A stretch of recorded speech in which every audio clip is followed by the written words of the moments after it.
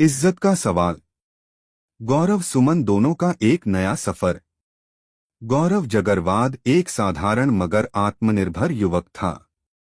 उसने अपनी पढ़ाई पूरी करने के बाद गौरव जयपुर में रहने लगा था। अपने सिद्धांतों और आत्मसम्मान के प्रति हमेशा दृढ़ रहने वाला गौरव अपनी जिंदगी अपने फैसलों के अनुसार जीने में विश्वास रखता था।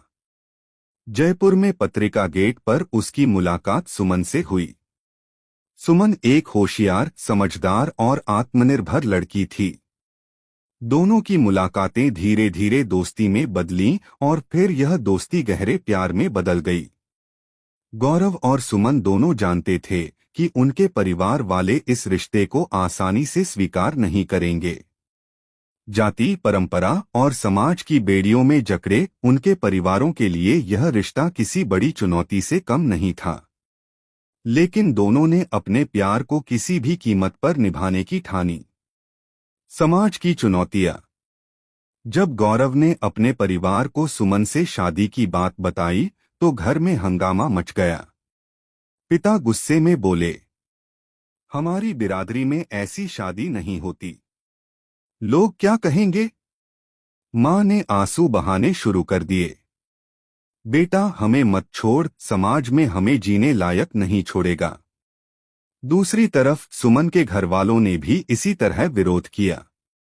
उन्होंने उसे डराने धमकाने की कोशिश की, मगर सुमन ने साफ कह दिया, मुझे अपनी जिंदगी अपने तरीके से जीनी है, मैं किसी की गुलाम नहीं हूं।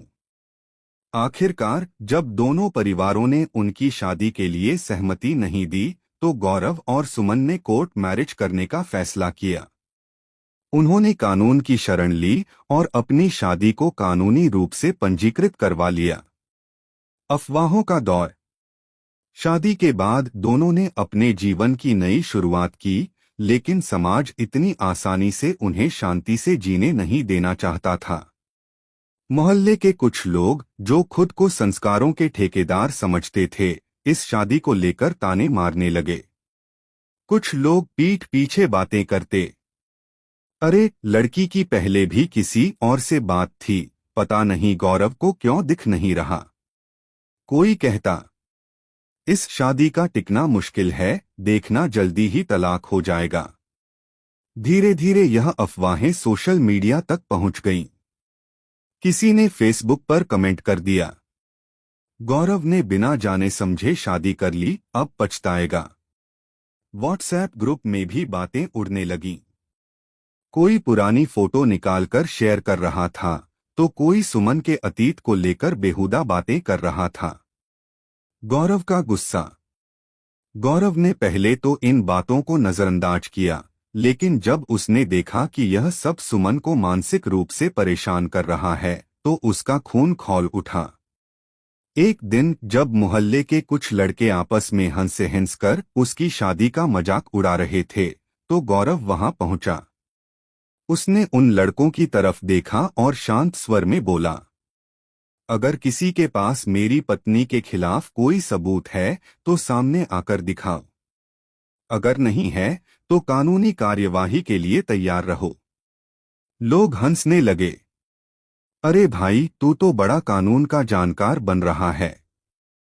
गौरव ने अपनी जेब से मोबाइल निकाला और सबके सामने स्क्रीनशॉट दिखाए।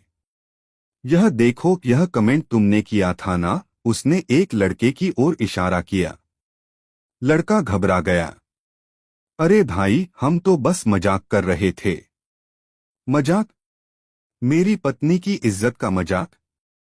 आईपीसी की धारा 499 और आईटी एक्ट के तहत मैं मानहानि का केस कर सकता हूं।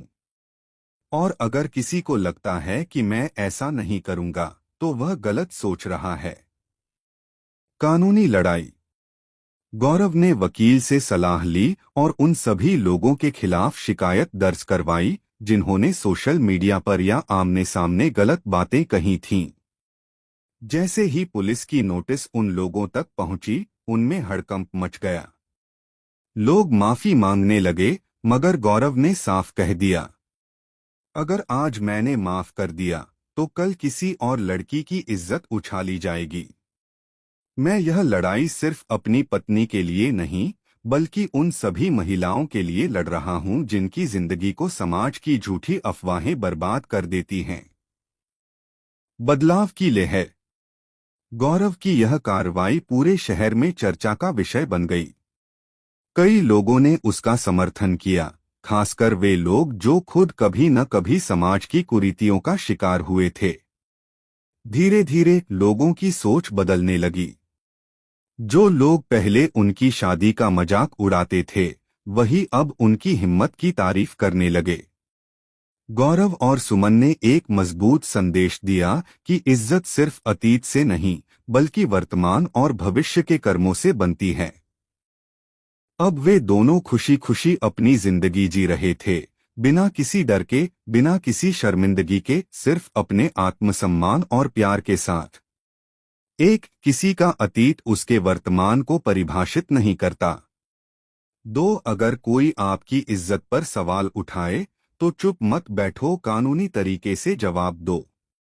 तीन, सोशल मीडिया पर किसी की बदनामी करने के गंभीर परिणाम हो सकते हैं। चार, सम्मान से जीना हर इंसान का हक है और यह हक किसी भी समाज के ठेकेदार नहीं छीन सकते।